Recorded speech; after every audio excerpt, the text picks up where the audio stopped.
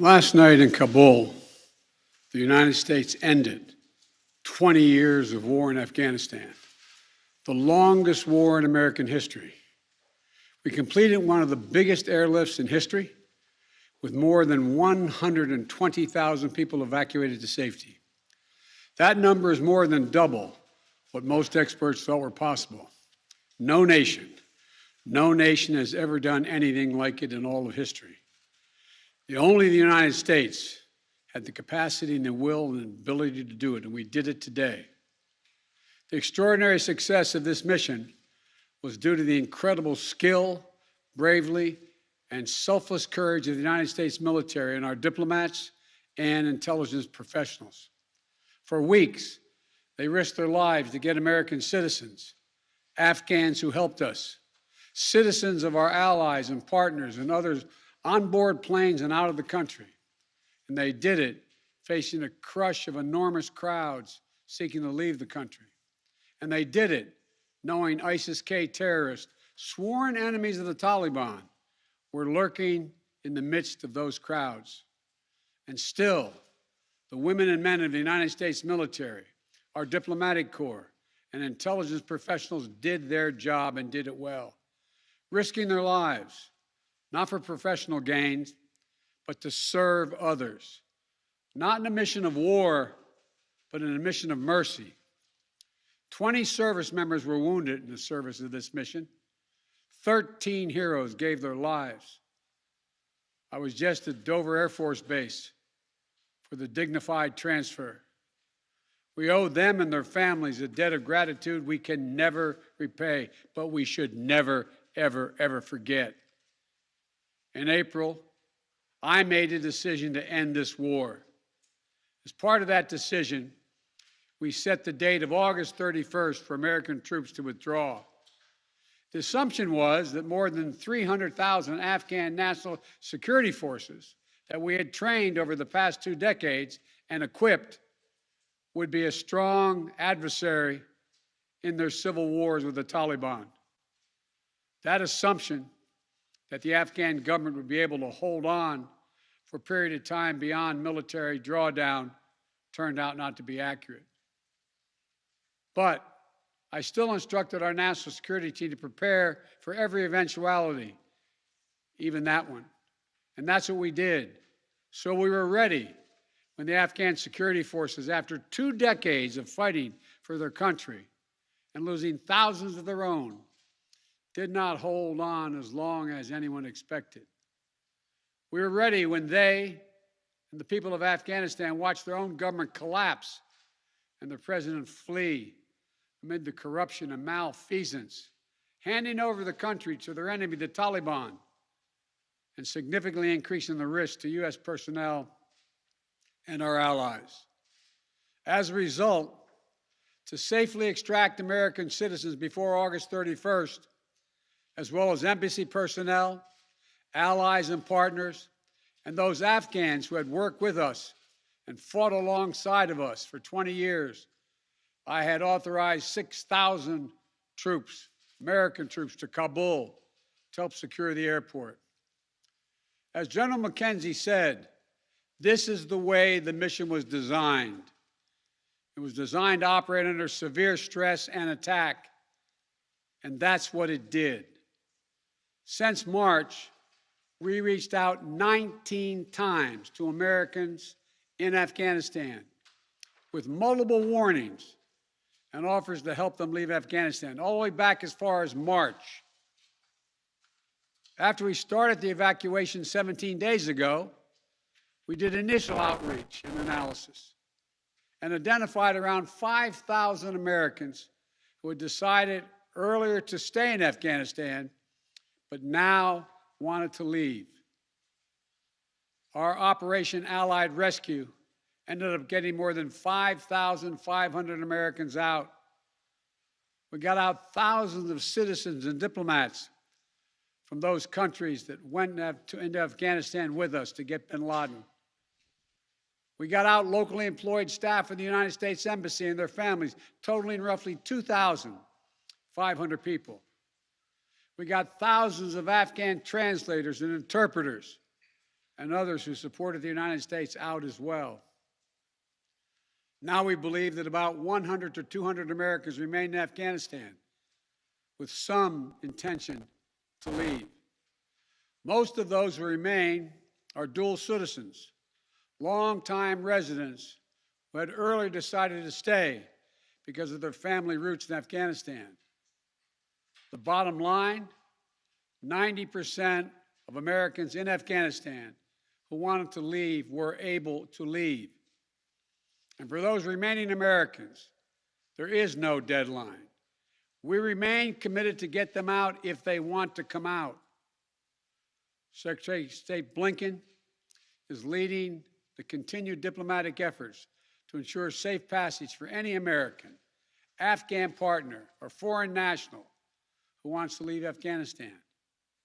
In fact, just yesterday, the United Nations Security Council passed a resolution that sent a clear message about what the international community expects the Taliban to deliver on moving forward, notably freedom of travel, freedom to leave. And together, we are joined by over 100 countries that are determined to make sure the Taliban upholds those commitments. It will include ongoing efforts in Afghanistan to reopen the airport, as well as overland routes, allowing for continued departure to those who want to leave and deliver humanitarian assistance to the people of Afghanistan. The Taliban has made public commitments, broadcast on television and radio across Afghanistan, on safe passage for anyone wanting to leave, including those who worked alongside Americans. We don't take them by their word alone, but by their actions. And we have leverage to make sure those commitments are met. Let me be clear. Leaving August the 31st is not due to an arbitrary deadline. It was designed to save American lives. My predecessor, the former president, signed an agreement with the Taliban to remove U.S. troops by May the 1st, just months after I was inaugurated. It included no requirement that the Taliban work out a cooperation arrangement with the Afghan government, but it did authorize the release of 5,000 prisoners last year, including some of the Taliban's top war commanders, among those who just took control of Afghanistan. And by the time I came to office, the Taliban was in its strongest military position since 2001, controlling or contesting nearly half of the country. The previous administration's agreement said that if we stuck to the May 1st deadline that they had signed on to leave by, the Taliban wouldn't attack any American forces. But if we stayed, all bets were off. So we were left with a simple decision. Either follow through on the commitment made by the last administration and leave Afghanistan, or say we weren't leaving and commit another tens of thousands more troops going back to war. That was the choice, the real choice, between leaving or escalating. I was not going to extend this forever war, and I was not extending a forever exit. The decision to end the military airlift operations at Kabul airport was based on the unanimous recommendation of my civilian and military advisors, the Secretary of State, the Secretary of Defense, the Chairman of the Joint Chiefs of Staff, and all the service chiefs, and the commanders in the field. Their recommendation was that the safest way to secure the passage of the remaining Americans and others out of the country was not to continue with 6,000 troops on the ground in harm's way in Kabul, but rather to get them out through non-military means. In the 17 days that we operated in Kabul after the Taliban seized power, we engaged in an around-the-clock effort to provide every American the opportunity to leave. Our State Department was working 24/7, contacting and talking and in some cases walking Americans into the airport. Again, more than 5,500 Americans were airlifted out. And for those who remain, we will make arrangements to get them out if they so choose. As for the Afghans, we and our partners have airlifted 100,000 of them. No country in history has done more to airlift out the residents of another country than we have done. We will continue to work to help more people leave the country who are at risk. We're far from done. For now, I urge all Americans to join me in grateful prayer for our troops and diplomats and intelligence officers who carried out this mission of mercy in Kabul and at tremendous risk with such unparalleled results. An airlift that evacuated tens of thousands, to a network of volunteers and veterans who helped identify those needing evacuation, guide them to the airport, and provided them for their support along the way. We're going to continue to need their help. We need your help, and I'm looking forward to meeting with you. And to everyone who is now offering or who will offer to welcome Afghan allies to their homes around the world, including in America, we thank you. I take responsibility for the decision. Now some say we should have started mass evacuation sooner. And couldn't this have been done in a more orderly manner? I respectfully disagree. Imagine if we'd begun evacuations in June or July, bringing in thousands of American troops and evacuating more than 120,000 people in the middle of a civil war. There still would have been a rush to the airport, a breakdown in confidence and control of the government, and it still would have been very difficult and dangerous mission.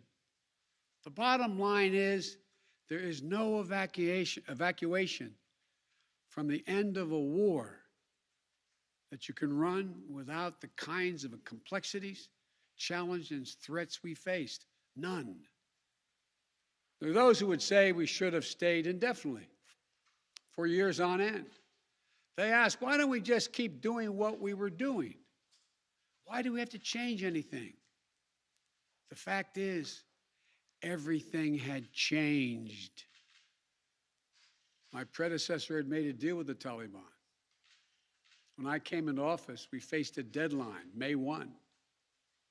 The Taliban onslaught was coming. We faced one of two choices: follow the agreement of the previous administration and extend to have more time for people to get out, or send in thousands of more troops and escalate the war. To those asking for a third decade of war in Afghanistan, I ask, what is the vital national interest? In my view, we only have one: to make sure Afghanistan can never be used again to launch an attack on our homeland. Remember why we went to Afghanistan in the first place? Because we were attacked by Osama bin Laden and al-Qaeda on September 11th, 2001. And they were based in Afghanistan. We delivered justice to bin Laden on May 2nd, 2011, over a decade ago. Al-Qaeda was decimated. I respectfully suggest you ask yourself this question. If we'd been attacked on September 11, 2001, from Yemen instead of Afghanistan, would we have ever gone to war in Afghanistan? Even though the Taliban controlled Afghanistan in the year 2001? I believe the honest answer is no.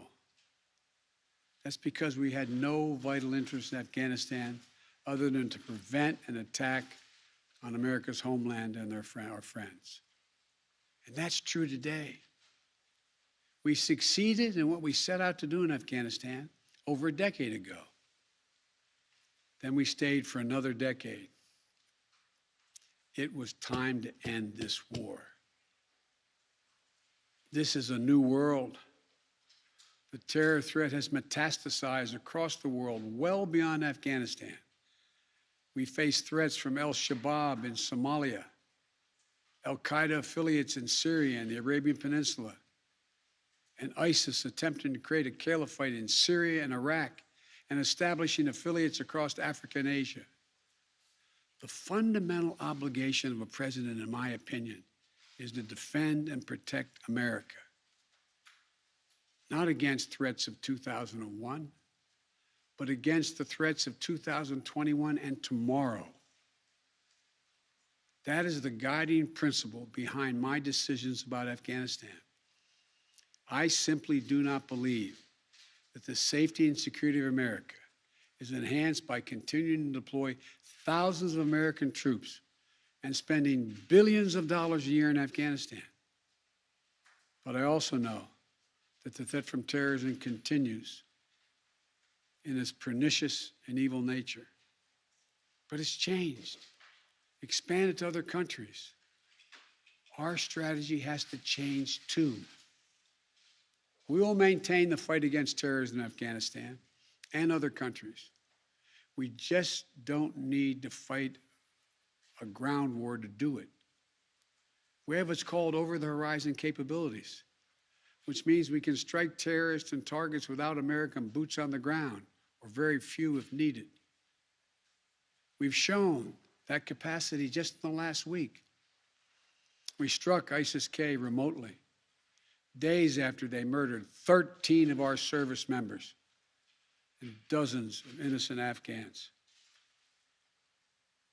And to ISIS-K, we are not done with you yet. As Commander-in-Chief, I firmly believe the best path to guard our safety and our security lies in a tough, unforgiving, targeted, precise strategy that goes after terror where it is today, not where it was 2 decades ago.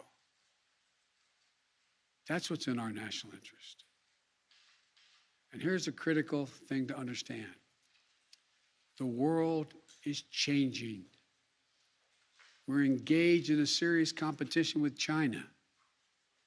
We're dealing with the challenges on multiple fronts with Russia.